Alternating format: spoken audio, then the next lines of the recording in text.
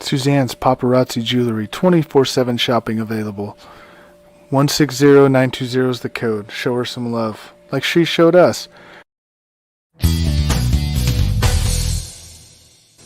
K&A Custom Crafts on Facebook. Oh. All right, everybody. Welcome to the Diehard Football Podcast. I am Chris here with Dirk and Big B. How's everybody doing today? Who's that strange object at the bottom of the screen? I'm doing good, guys. I got a few minutes here. I thought I'd come on and see what you guys chatting about. Give some expert opinions here, because I know Dirk and you guys are rooting for those Cowboys, so need somebody with some braids on here.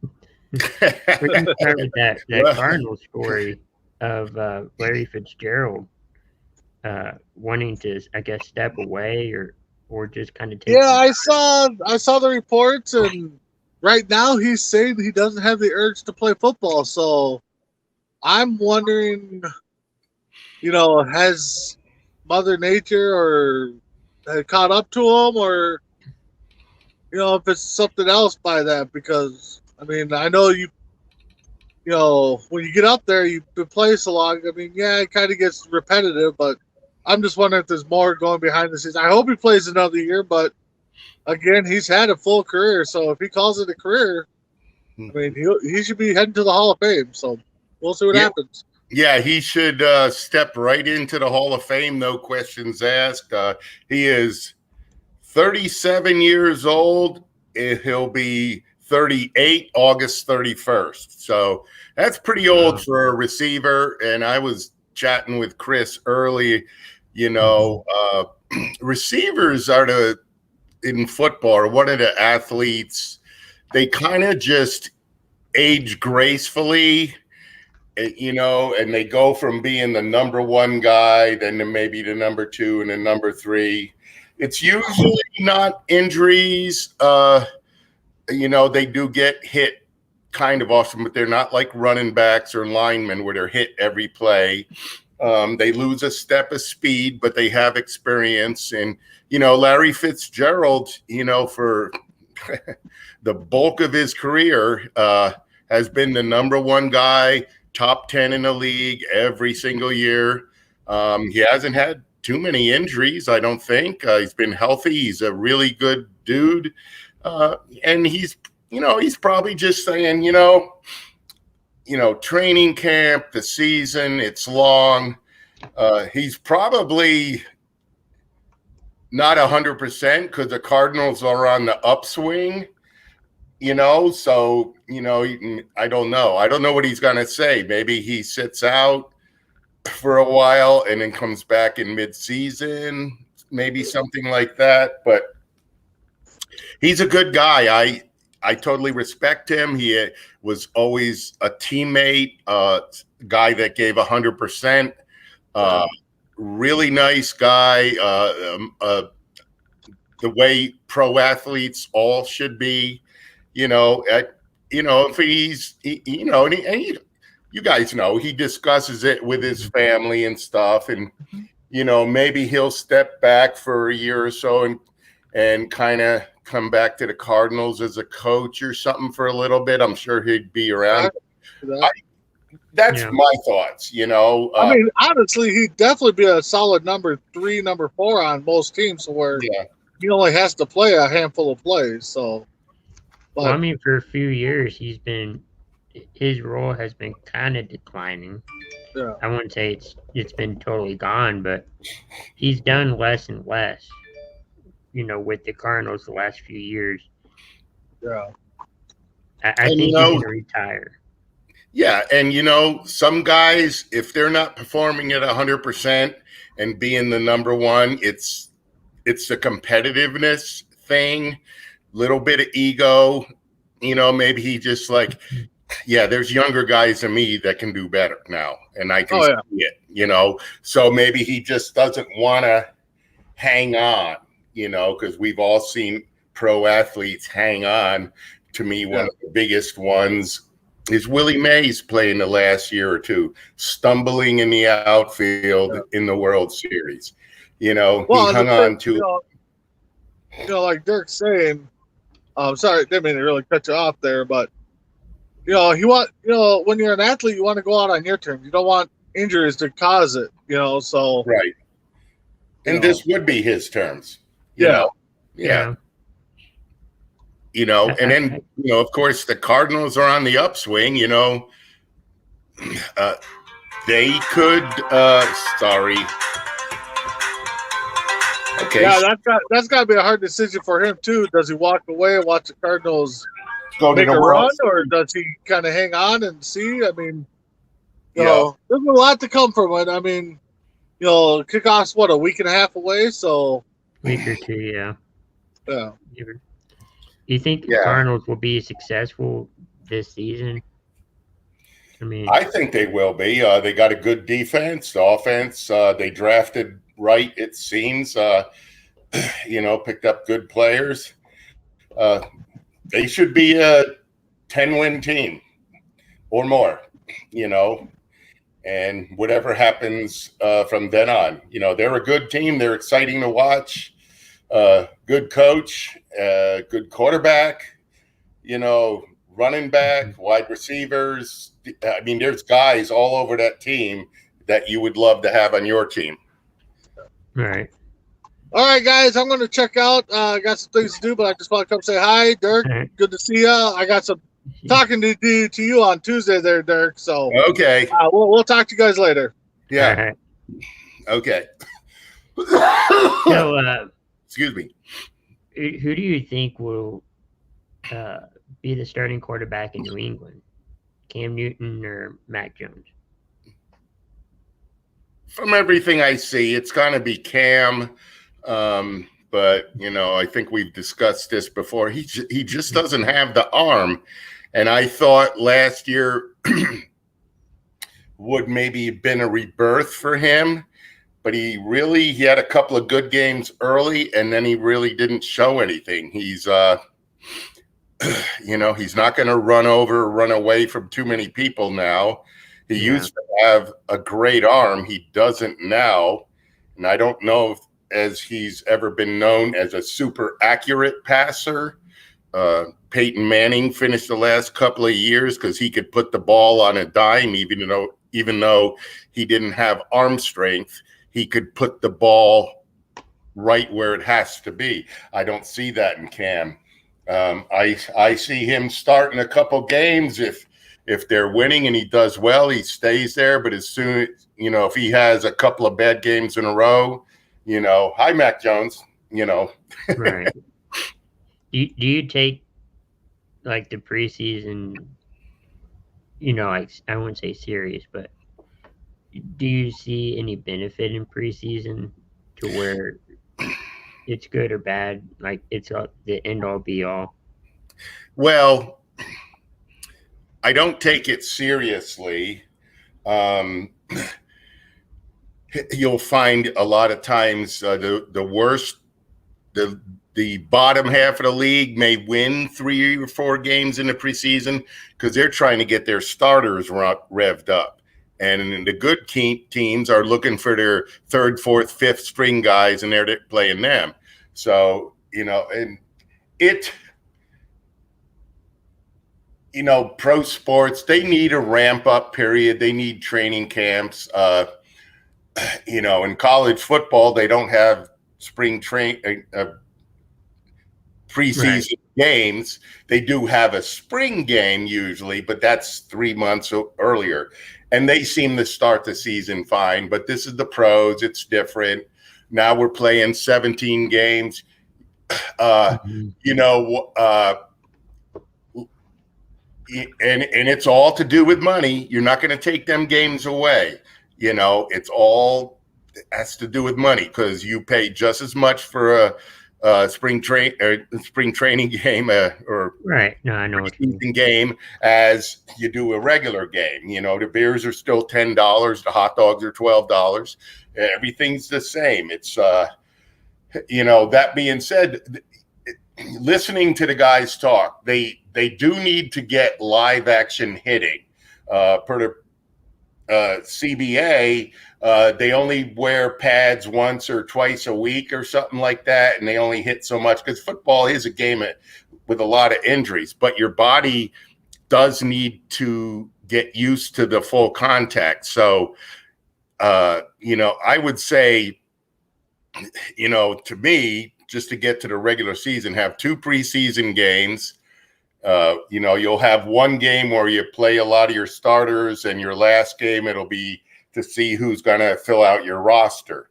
Okay. And then you could have a more scrimmage games with other teams. A lot of teams do workouts together just to play against somebody else. The Cowboys did the Rams earlier, and other teams do that.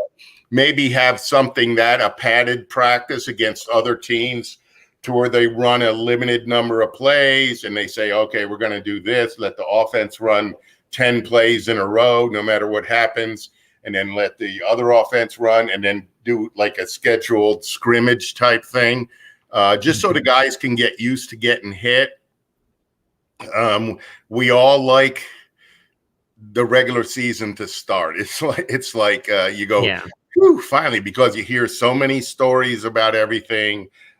You know, you and I hear all about the Cowboys around here in Dallas, and everybody, you know, Big B will hear about it up in Minnesota, and Tim will hear about it up in Seattle. You know, you hear all your little daily stories about this guy's doing great. You hear about a guy for 2 weeks, and then you never hear from him again. You're like, where'd that guy go? You know, so you just got cut. Needed for the practice and stuff. I mean, this year it's even shorter by a week. So, you know, I don't get excited about it. Nobody would. You know, just look at the plays. I like to watch the second half of some of the games just to look at guys, you know, that were 6-7 round draft picks. They're playing and they're like, man, that guy's pretty good. Or some dude that wasn't even drafted is a free agent and he's flying all over the field. And you're like, ooh, that looks like a guy they should keep, you know? Right. So yeah, that's my thought preseason. I don't put a lot into it. I'll go to the sports bar and watch the game. I won't go crazy like some people will. I'll just go, yeah, okay, you know. They scored a touchdown. I mean, you know, I like to see a good play. I mean, a good play is a good play, you know. And but it's not like the regular season where, oh no, we didn't score too many points, and you know we're behind 30-15 or whatever, 30-16. It doesn't really matter. I know some people are like, man, that quarterback looked good. You know, he's going to be awesome this year. Not always. I mean, it could change. Yeah, certainly could. You know, so how about Deshaun Watson? Now the FBI is getting involved. I think once the FBI gets involved, once the FBI gets involved with anything, I think you have something, you know, serious going on. I don't think it's just like, you know, they're just saying it or talking about it. I think you really have something going on there. Yeah, because they're some of these complaints against them, they're looking into those. So, you know, again, I just have the feeling he was being set up. I could be wrong. I hope I'm not, but there was never any indication from his few years in the league that he ever was kind of a knucklehead or anything, you know. Plus, and to compound that is he doesn't want to play in Houston anymore. And they've given away all their good players. So now he's an MVP quarterback on a lousy team. And Houston wants a lot for him. So this court case stuff has to go away. They're not going to take a low ball offer just because he's dealing with this case.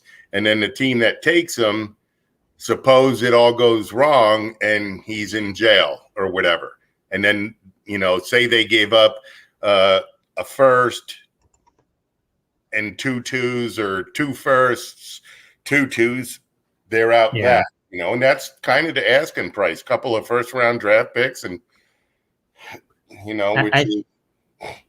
I think once they figure all this out and maybe he's acquitted or not acquitted, but, said that he didn't really do anything, maybe teams will be more likely to, sign him or trade him off. Well, definitely. Yeah. It's, I don't even know if he's going to play. I mean, he barely participates in practice, and that's just to avoid it's $50,000 a practice. So that adds up quick, in 2 weeks, there's $5 million,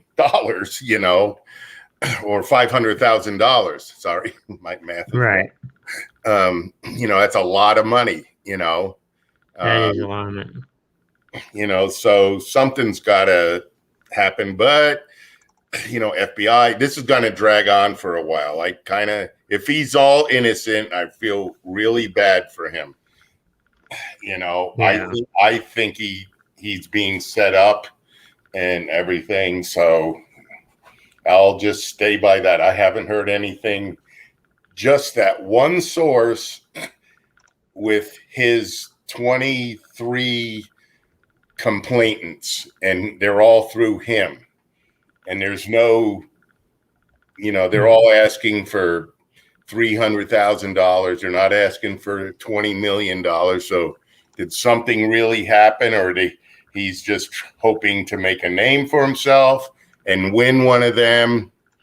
Right. They're hoping he gives them the money just to go away. Yeah. Pretty much. But if he does one just to make it go away, even though he may be innocent, then the next one's going to step up. And then the next one, this wacky lawyer down there in Houston with his tank in his front yard. Right. Yeah. I don't think he has it anymore, but that's just it's a weird thing. Kind of tired of that kind of stuff when I'm watching my sports. But now it's just like game tape. It's just as big a story because of media and everything. So, he said this. So big, Right. I'd rather not watch it. Yeah. Where would you like to see him go if he is traded? Team that really needs a quarterback. Minnesota. Of course, Kirk Cousins could turn around and have a great year. He's only 33, but he's done it before. But he might be good for Minnesota.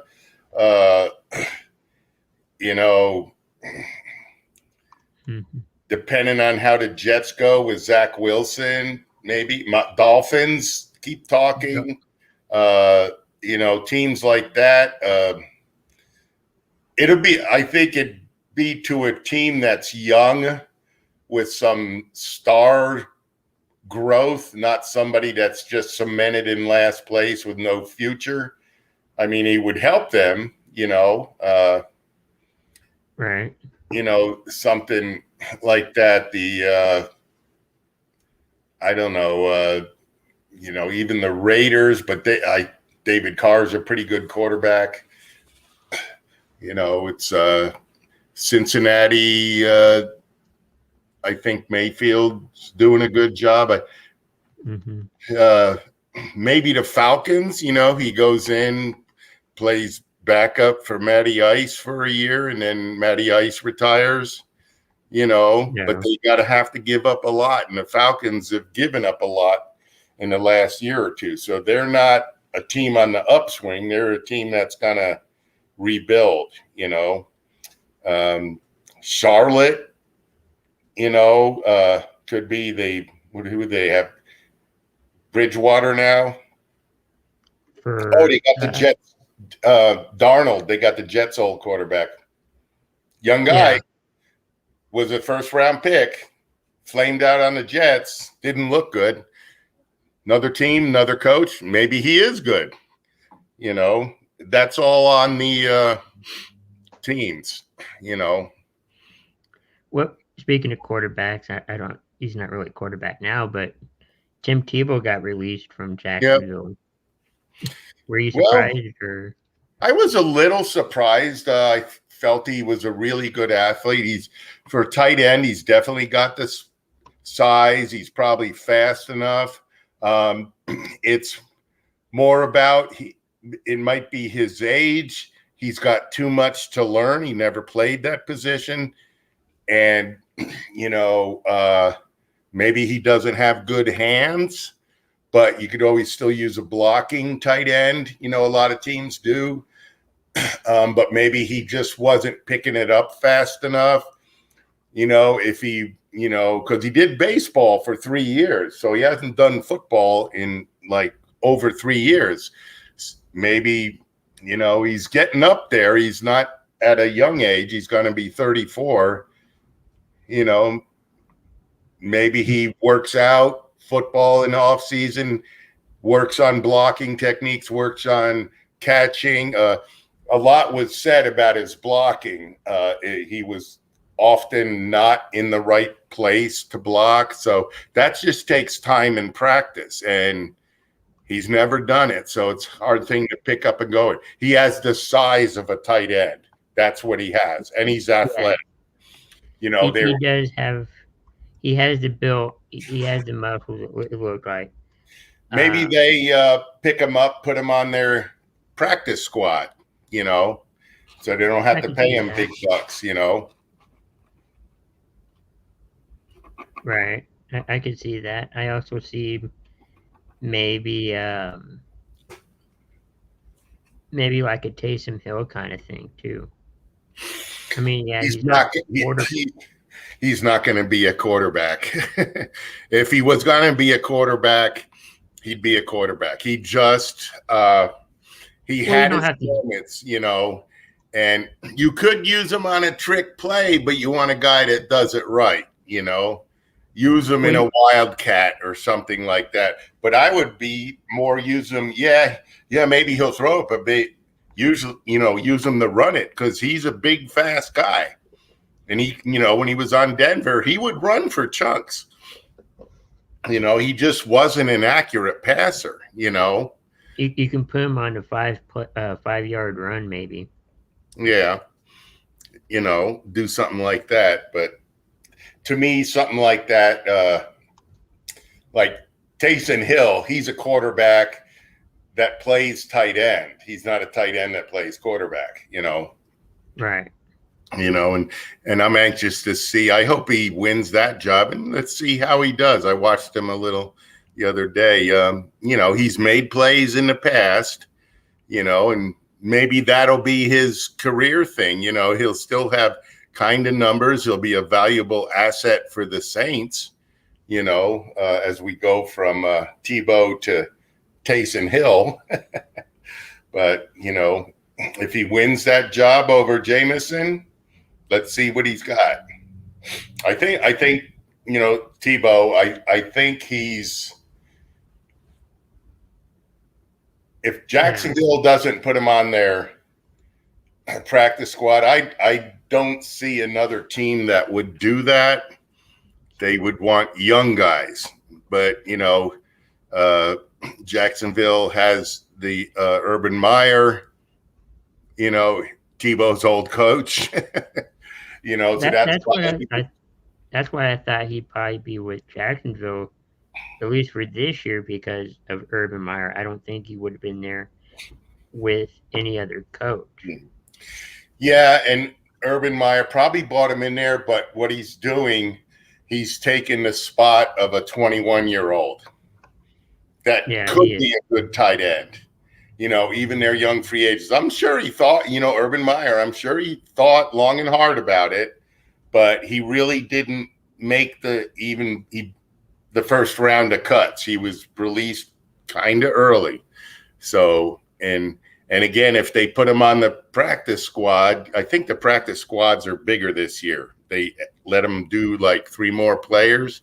So there's like 9 or 10 guys on the practice squad now. So you can have more players there. Maybe that's where he goes. If he does, then they think there's a possibility. Okay. If he doesn't, then they probably said, yeah, he's got too much to learn and he's just doesn't have the time to do it at his age. Maybe he could be a coach or something, or continue to do what he does, help people and all those good causes that Tim Tebow does. He's a really good dude, So, okay.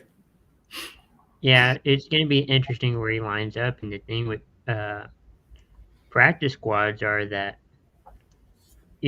teams can sign any player from that. Oh yeah, group. I don't even think any other teams looked at him. I didn't hear anything, like the Jets looked at him or talked to him. I don't think any other teams talked to him about that. So, and I don't see that upcoming, so it's some stuff there.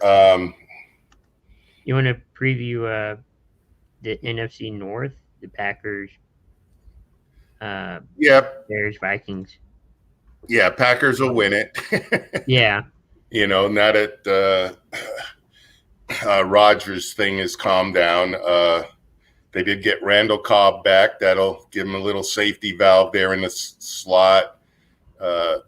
Randall Cobb, I think he's 32, 33. He's probably still very effective. He knows Rodgers. I don't know why he ever left Green Bay, but he did. I liked him when he was with the Cowboys. I wish the Cowboys had kept him.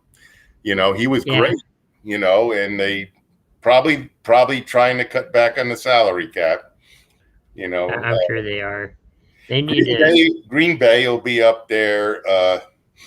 Minnesota, who knows? They could be 10-7 or 6-11. Who knows? They've got some players. Jefferson, the rookie wide receiver from last year. He's not a rookie this year. He's got a little injury bug, but he looks like he's ready to go. Dalvin Cook, running back. Kirk Cousins. Whatever he does, they're hating on him up there. But we've seen him have great years. So, and he's 33. He's not old yet. Mm-hmm. So it's them. The Bears. We'll see with Andy Dalton. I've always thought he's a good quarterback. A lot of people didn't like him in Dallas, but he did a credible job last year considering a decimated offensive line. If you take away the first 2 weeks when he was pushed around and even injured and missed a game, the last 5 games of the year, he was pretty good. Not great, but he was pretty good. A veteran that you'd like to have as a backup, but he's got a starting job. And, of course, Chicago has Justin Fields, who's looked pretty good in some of the preseason games. So we'll see. I think Chicago, they've got a good defense. Khalil Mack, any team with him on it has a good defense. He could be the only guy out there and you've still got a good defense.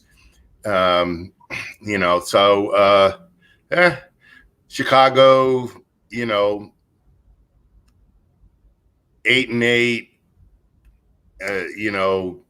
9-8, 8-9 or whatever, somewhere around there. I think some things would have to break their way to make a push for even the wild card, I think, but it wouldn't surprise me because they've been in the playoffs the last few years. So it's just they were tired of Trubisky, and so they're not a bad team. They're not a great team, but say Dalton lights it up, boom. But if you're a Bears fan, would you like to see Dalton start or Dalton or Justin Fields start? I'm always been a guy. I don't like it when the guy comes in as a rookie and starts. I like them to sit and learn at least half a year. Justin Fields, everybody's talking about it, but and it's because they pay them so much money now. So, he better start. Well, that's if your quarterback, maybe if your quarterback sucks. Andy Dalton. Yeah.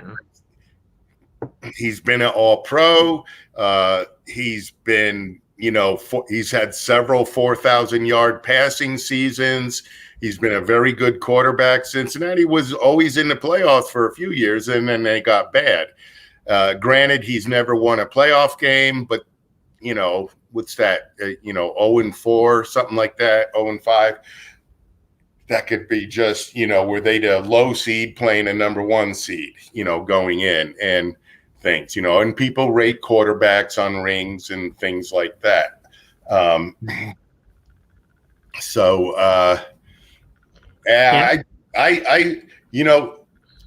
I'll point to this because it just happened. Pat Mahomes, he sat behind Alex Smith for a year, and he came out just blowing it up because Alex Smith was a really smart, really good quarterback.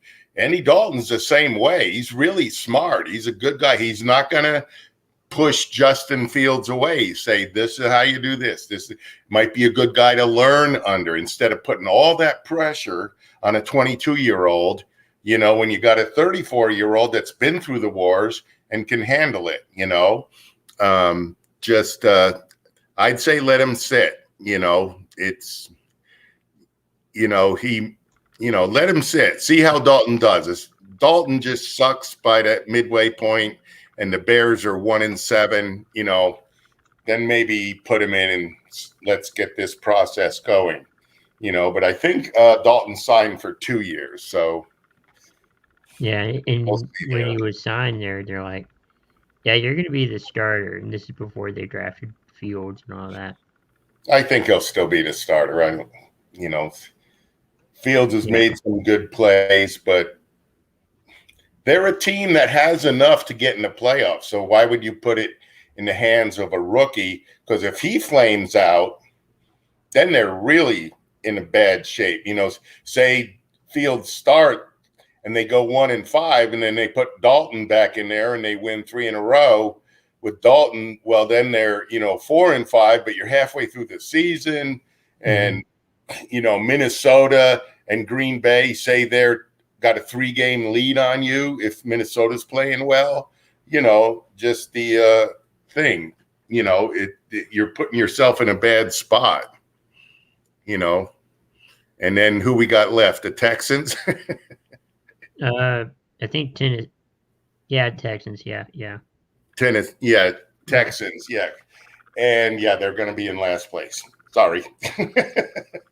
They got nobody. They gave everything away. I don't know why guys want to leave. Who knows? Is the owner? I know that owners did a stupid comment a couple of years ago, a racial comment, and who knows? They've done that a couple of times in their history. They had a real good team before Deshaun Jackson, and when J.J. Watt was younger, his first, second or third year, they had a team that was in the NFC Championship game. And who was their quarterback? Schaub, I think. It might have been Straub or one of the other guys they picked up, and they were really good. And then they just got bad, and they fired the coach, and it's like, and then they got good with Jackson. Yeah. And now they're bad. I'm like, I don't know what's going on with that team. They're going through a Rolodex, to use an old term, a Rolodex of really good all-pro players, and they're just tossing them aside. Do they not want to spend money? Is that the thing? You know, and are they treating the players bad? You know, I mean, J.J. Watt, the nicest guy in the world, he wanted out of there, you know. But I can kind of see where he was coming from, not necessarily, you know, the bad stuff that goes on there, if there is any, but he just kind of felt like they weren't Invested in the team. right. Yeah, exactly. You know, and, you know, he's 30-something, 31, 32. Should be a Cowboy, but that's aside the point. Yeah. You know, so, yeah. What do you think of the Hall of Fame inductions? Well, Cliff Harris was happy. Drew Pearson was happy. It's about damn time. Both them guys, really, I don't know why Drew Harris wasn't in the early 2000s. Who knows? You know, a lot of people think the Hall of Fame is a lot of anti-Cowboy bias. Drew Pearson should have been in 15 years ago. You know, his numbers a little better than Lynn Swann's, but Lynn Swann had great Super Bowls and great playoffs. You know, wide receivers back in the Drew Pearson, Lynn Swann era, they didn't catch 110 balls and get 1,500 yards a year. They would catch 60, you know, 65, 70, and maybe get 1,000 yards. That was rare. It was just a different time. So they were judged on different things. Lynn Swann happened to make circus catches in the Super Bowl, you know, and he just got famous. And Pittsburgh won the Super Bowl. So, you know, they kind of piggyback each other. Drew Pearson did, you know, Cowboys won, but, you know, for a period of years there, Pittsburgh was a little better than the Cowboys. And yeah, I think it went back and forth between Pittsburgh and Dallas, and then Dallas and San Francisco. It just kind of went you know, back and forth. But, exactly. You know, so Drew Pearson shouldn't have been kept out this long.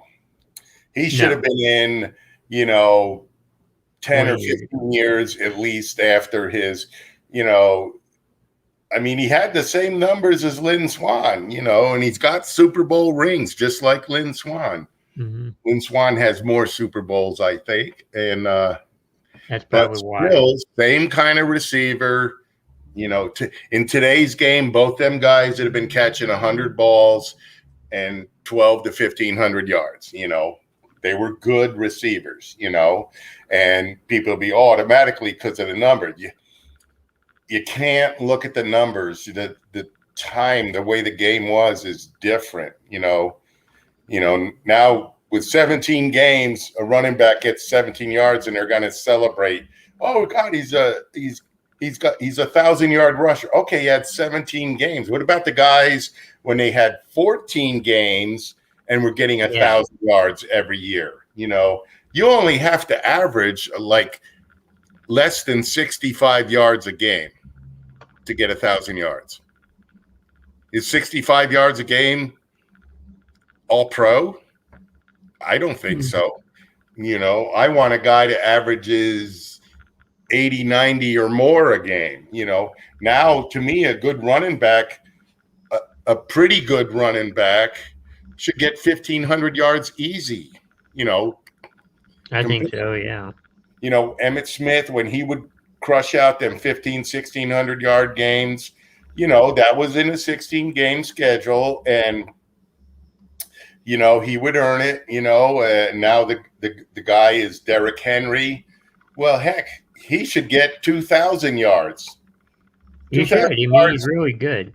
Yeah, 2,000 yards would be a very good year, but it wouldn't be a blown up, woo, you know, nobody ever seen it before. It should be every 2 or 3 years, somebody should get 2,000 yards now.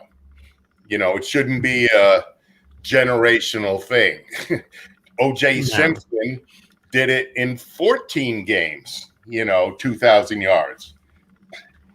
And then who was the next one? Dickerson in the 80s, Right. back when they had 16 games, so now they got 17 games. That's 3 more games. That could be, that should be 300 yards more, So let's say O.J. Simpson, he would have had like 2,300 or 2,400 yards in that year, because he was pounding out 200-yard games left and right.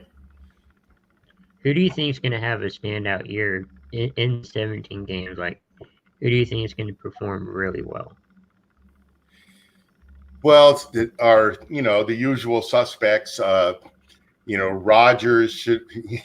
So many guys are going to do what was ordinary now. Rodgers should throw for 5,000 yards. Brady should throw for 5,000 yards. Wilson should throw for 5,000. Mahomes should throw for 5,000. Dak could. Let's see how it goes. He's got 3 of the best receivers in the game. I think the Rams quarterback Stafford, he could throw for 5,000 yards. We could see 10 guys throw for 5,000 yards, quarterback. Okay. We should see, I wouldn't be surprised if 20 running backs ran for 1,000 yards. Delvin Cook, he's the beast right now. Best running back in the league.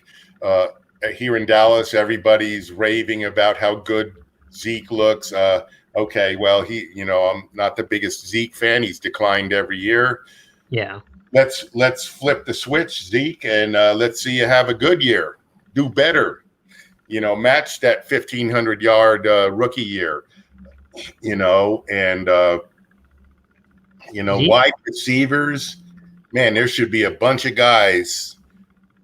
12 to 1,500 yards. Cowboys got 3 of them. Jefferson in Minnesota. The Tennessee receivers. They should get it. San Francisco, Kittle. The Oakland Raiders should have it.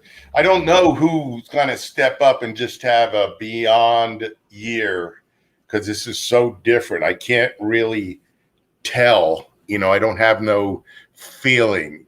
I think the good guys will be good, like they usually are. The steady ones that have been steady for 10 years, the Wilsons, the Brady's, Rodgers, Mahomes,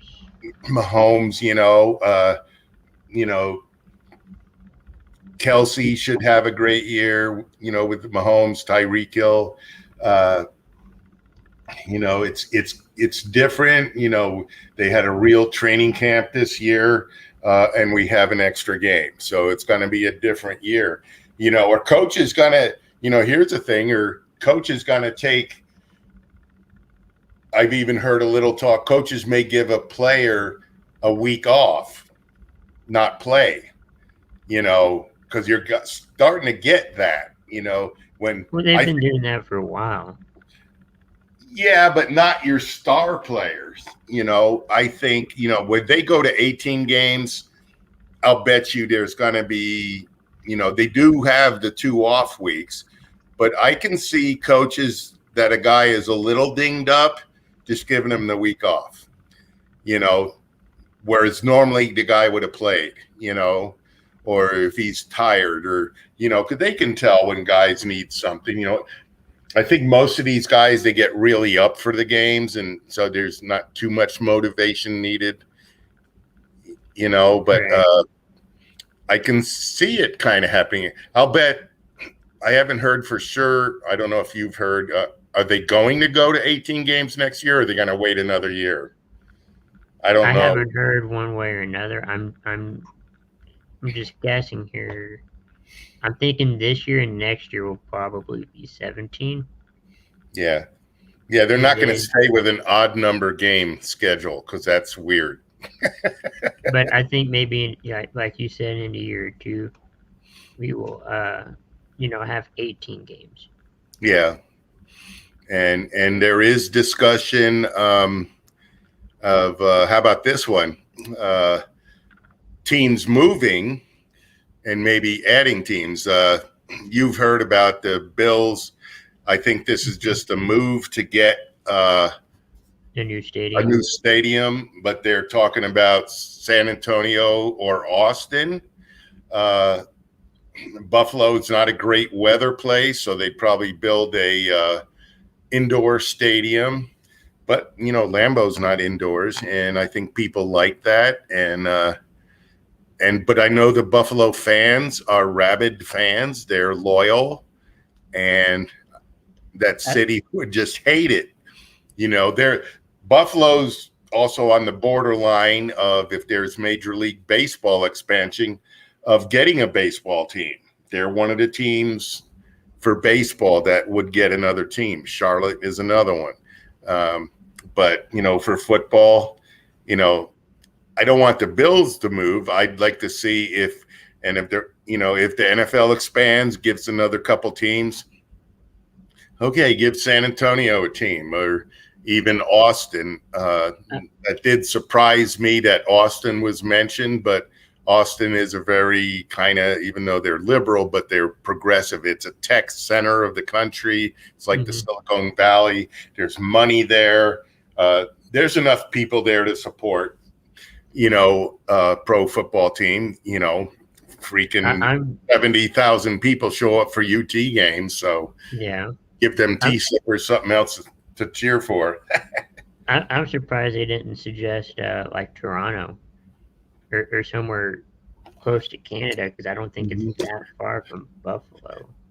That was talked about today on the Ticket, our local sports radio station. They were saying, well, what about Toronto? And which would fit. They did preseason games up there. Yep, and it's a big city. It's much bigger than Buffalo. A couple million people, I think. They do have football up there. Yeah, and they got the Canadian Football League. So the only reason they would do NFL is, I think, because it's like right across the border. Of course, then you're talking about the money difference and taxes and things like that. So it's better. It's better than United Kingdom. There's going to be the London Knights here in a couple of years or something like that. The London Jaguars. Hey, that's what some people are saying. There is going to be some teams in Europe, and they're going to do something. Maybe if they get two teams in Europe, so then one of the teams from the States goes over there for 2 weeks, plays one team 1 week, the other team the next week. That way they're not, and then they come back and then they have their off week or something like that, or they schedule it around their off week so they're not whacked out by the time change. Well, I mean, that's also a good concept too, because they did have NFL Europe all the way up until a few years, and it was pretty successful. I think, it was good. That's where Troy Aikman got his start as an announcer. Oh, really? Yep, he was doing some of the Berlin games, I think, or Munich, right. And the NFL did get some players off of that. Like, they were using it like a kind of a minor league. I like that idea. I mean, wasn't it in the spring? Yeah. Yeah. So, and that, it just takes money. I think it was pretty successful. I don't know why it ended. Maybe the NFL was funding it a little bit and then decided not to, but if the NFL did something like the NBA D-League, something up there, they keep throwing out things like that. Even before that, there was another football league years ago. There's the AAF, the XFL. Yeah.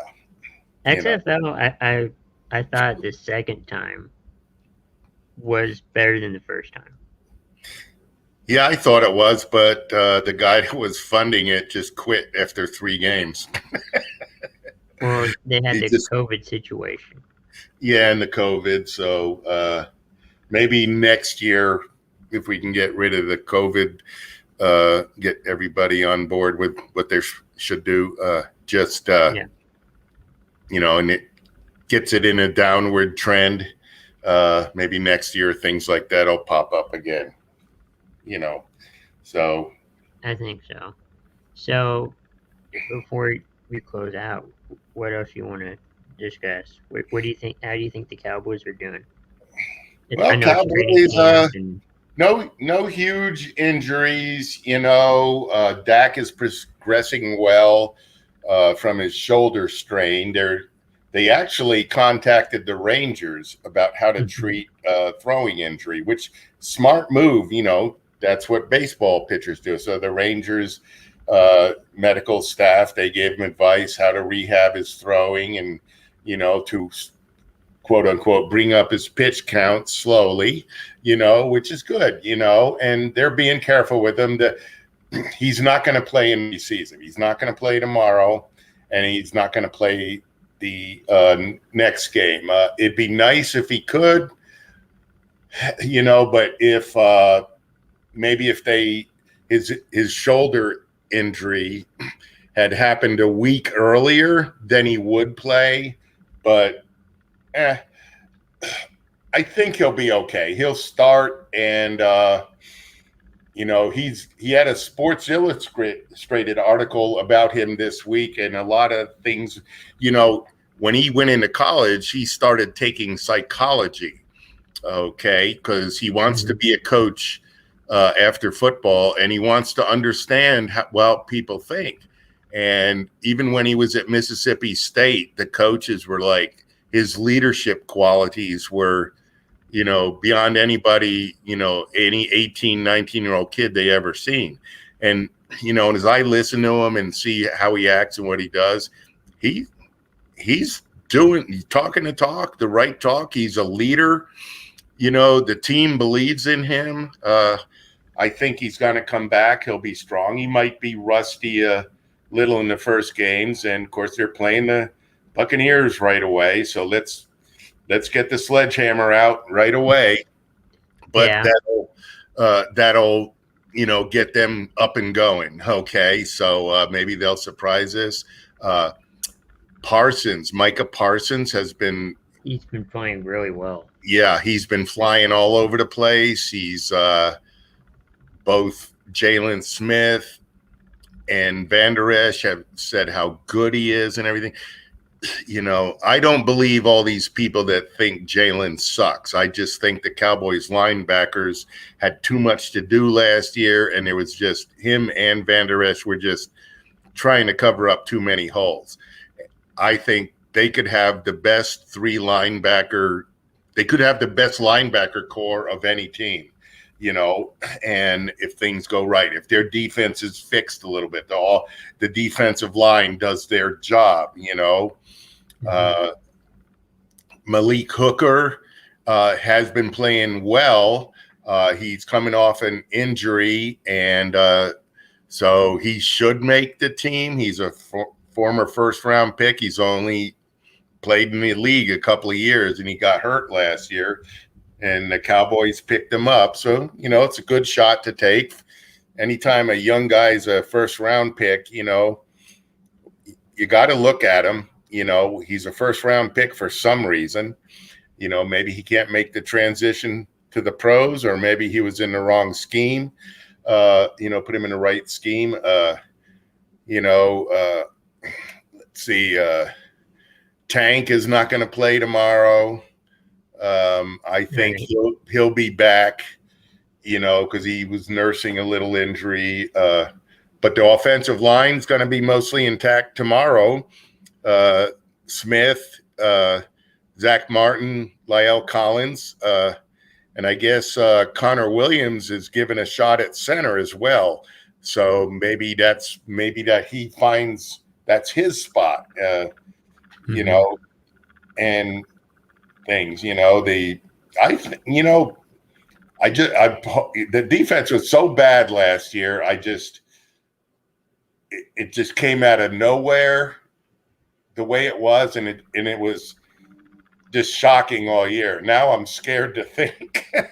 Yeah. You know, I just want the best group of players yeah, on both sides to be out there. I don't care who it is. Yeah. If it's a good group, let's see what they can do. Yeah, I think their defense, if they're just middle of the pack, the Cowboys will be fine because their offense, especially if Zeke can rebound and have a good year for Zeke, that'll help. Dak, we know what kind of quarterback he can be. So he's had good years. So we know what that's worth. I think Schultz and Darwin at tight end are a good combo. They're solid. Maybe one day one of them makes a Pro Bowl, but they're not. We're coming off of Jason Witten. So you can't.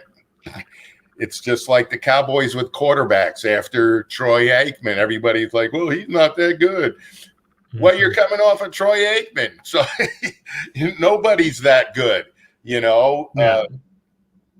I think Romo was, but everybody loves to hate on Romo. So, but that tight end combination is good. Tony Pollard's going to be solid as a backup. It'd be kind of cool. What'd be really cool is I'm really fantasizing here. Cowboys with 3 wide receivers with 1,200 yards and 2 running backs with 1,000 yards. Could happen. And Dak with 5,000 yards because he's throwing 3,000 yards to receivers. Yeah. If they all do that, the Cowboys will be in a really good spot. I think they will. Second week, I think we'll get a first win, but I don't see much happening in the first week. Yeah. I think they'll play Tampa Bay good. I hope to. I don't want to see a blowout, but I think it'll be a close game. I'm thinking, if their defense is on, I can see like a 23-14 game. If their defense is a little off, then you might see a 35-21 game. I don't want a blowout, but it is Tampa Bay and they are solid. So yeah. That's probably the only time this year I'll give the nod to the other team. Yeah, because I'm a homer. Right. And if the Cowboys win, great. Just don't let it go to your heads. Just have solid showings. Play well. Even if we lose, if it's just, a point or 2 difference or something like that, I could be okay with that. I wouldn't like it, but that would be, if the game was decided by 2 points, I'd be ecstatic. Even if they lost it, I'm like, okay, we're there. Yeah. But we'll see. That's a couple weeks away still. So, it's coming quick though. Yeah, it's getting there. A couple more weeks. So, that's all I've got for today. Yeah, that's all I got too. Thank you guys for watching, tuning in. Derek, any final words before we head out? Nope. Just everybody have a good weekend. Let's see the Cowboys. Let's see them beat the Steelers tomorrow. I do want a preseason win. Yeah. There is something that I'm not all that big on preseason playing, but there is something about generating a winning culture, no matter who's playing, to me, in the preseason, if you go 2-2, that's good. I just don't like the 0-4. It's like, okay, I know a lot of teams have made the Super Bowl going 0-4, so I think the Cowboys are one. I think so. Jimmy Johnson's team. Yep. Yeah. So, okay, y'all. All right. Thank you guys for watching. Cowboy up. Cowboy up. Yep. Tune in next time for another Diehard Football Podcast, and we'll see you guys next time.